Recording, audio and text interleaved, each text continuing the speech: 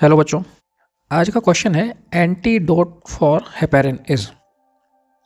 Heparin एक drug होती है, तो उसका एंटीडोट क्या होता है? विटामिन के, प्रोटामाइन सल्फेट, एमन्यू कार्बोइक एसिड, एमन्यूडेरोन। इस क्वेश्चन की हेल्प के साथ हम समझेंगे कि हेपेरिन क्या है, इसका एक्शन क्या है, ऐसी क्या कंडीशन है कि एंटीडोट की ज़रूरत पड़ती है, और एंटीडोट क्या होता है।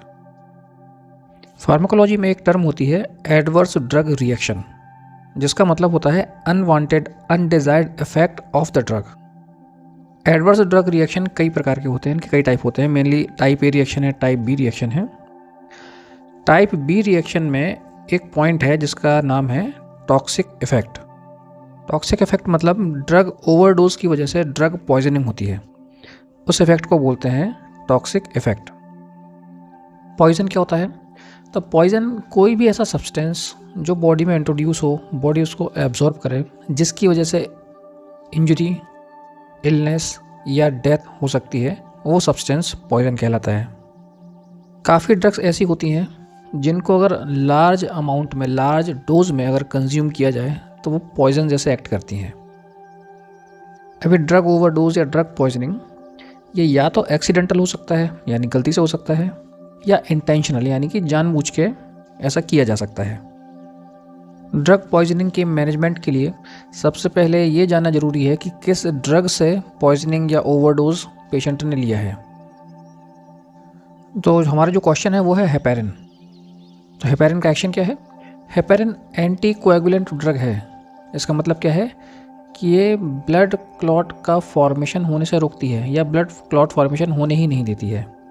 जब ब्लड क्लॉट फॉर्मेशन होता है तो उस पर्टिकुलर एरिया में जहाँ पे भी क्लॉट फॉर्मेशन होना है, जैसे इंजरी हुई है, चोट हुई है, चोट लगी है, वहाँ से ब्लीडिंग हो रही है, तो पहले वहाँ पर ब्लड स्लोली अगर हम उसकी प्रॉपर्टी की बात करें तो विस्कस होता है, गाढ़ा होता है उस एरिया में, और धीरे धीरे करके क्लॉट फॉर्मेशन होता है। पेरिन की वजह से क्लॉट फॉर्मेशन नहीं होता है, ब्लड विस्कस ही नहीं हो पाता है, या ब्लड थिन रहता है, पतला रहता है, तो इसलिए इसको ब्लड, कॉमन लैंग्वेज में ब्लड थिनर भी बोलते हैं, यानी ये खून को पतला रखता है। बॉडी में एक नेचुरल सब्सटेंस जिसका नाम है एंटी थ्रोम्बिन 3 एक फैक्टर होता है, जिसका काम है ब्लड क्लॉटिंग को इनहिबिट करना, ब्लड क्लॉटिंग को कम करना, रोकना, या खून को पतला करना। हेपेरिन इस एंटी थ्रोम्बिन 3 की एक्टिविटी को इन्हेंस करता है, बढ़ाता है, जिसके थ्रू ये एंटी कोगुलेंट इफेक्ट बॉडी में देता है। साथ ही बॉडी में जो क्लॉटिंग फैक्टर हैं उनकी एक्टिविटी को ये इनहिबिट करता है।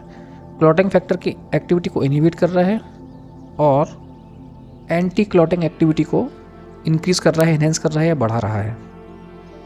इंडिकेशन क्या है हेपेरिन के? कुछ मेडिकल कंडीशन ट्रीट करने के लिए हेपेरिन यूज़ किया जाता है या एडमिनिस्टर किया जाता है, जैसे कि एबनॉर्मल ब्लड क्लॉटिंग है, जैसे deep vein thrombosis, pulmonary embolism, और कुछ cardiovascular procedures.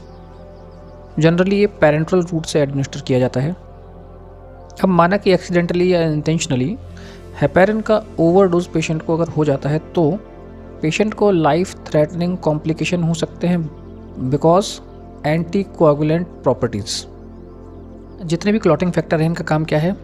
Blood clot create करना। ब्लड क्लॉट क्रिएट करके ये ब्लड लॉस को रोकते हैं। कहीं पे चोट लग गई है, ब्लीडिंग हो रही है, क्लॉट बन जाएगा तो ब्लीडिंग रुक जाएगी, और अल्टीमेटली क्या हो रहा है? ब्लड सेव हो रहा है।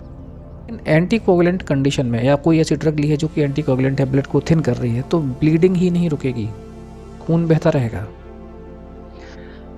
तो सिम्टम्स क्या है हेपेरिन ओवरडोज के? एक्सेसिव ब्लीडिंग है, प्रोलॉन्ग्ड ब्लीडिंग फ्रॉम कट्स और वुंड, नोज ब्लीड, नाक से भी खून आ सकता है, जो ब्लड वेसल से होती हैं काफ़ी थिन होती हैं, डेलिकेट होती हैं। यूरिन में, स्टूल में ब्लड आ सकता है। अब एक लाइफ थ्रेटनिंग कंडीशन है जिसमें जान जाने का जोखिम है, खतरा है। इसके लिए इमीडिएटली मेडिकल अटेंशन की ज़रूरत पड़ती है। इसके लिए स्पेसिफिक एंटीडोट चाहिए। तो बात करते हैं कि एंटीडोट क्या होता है, और हेपेरिन ओवरडोज के लिए या हेपेरिन की टॉक्सिसिटी के लिए कौन सा एंटीडोट इन ऑप्शन में से सही है। सब्सटेंस जो कि बॉडी में प्रेजेंट किसी भी प्रकार के पॉइजन, टॉक्सिन या हार्मफुल सब्सटेंस को न्यूट्रलाइज कर देता है, या काउंटर एक्ट करके उस टॉक्सिक सब्सटेंस का जो इफ़ेक्ट है उसको ज़ीरो कर देता है। ऐसे सब्सटेंस को बोलते हैं एंटीडोट। साथ ही स्पेसिफिक टाइप की पॉइजनिंग के लिए, ड्रग ओवरडोज के लिए स्पेसिफिक टाइप के एंटीडोट होते हैं। हमारे क्वेश्चन के हिसाब से हेपेरिन ओवरडोज हुआ है। अब हेपेरिन क्या कर रहा है, एंटी कोगुलेंट फैक्टर के साथ बाइंड करके उनकी एक्टिविटी को एनहेंस कर रहा है। साथ ही जो क्लॉटिंग फैक्टर हैं उनकी एक्टिविटी को सप्रेस कर रहा है। ऐसी कंडीशन में प्रोटामाइन सल्फेट एडमिनिस्टर किया जाता है, जो कि हेपेरिन के मॉलिक्यूल के साथ बाइंड होकर स्टेबल कॉम्प्लेक्स बनाता है। ये कॉम्प्लेक्स हेपेरिन को बॉडी में naturally present clotting anti clotting factor के साथ इंटरेक्ट करने से रुकता है। इससे हेपेरिन का एंटी कोगुलेंट एक्शन ज़ीरो हो जाता है। इसके अलावा कुछ और स्पेसिफिक एंटीडोट भी होते हैं। स्पेसिफिक एंटीडोट मतलब जब हमको मालूम है कि किस ड्रग से पॉइजनिंग या ओवरडोज हुआ है तो उसके लिए स्पेसिफिक एंटीडोट होता है।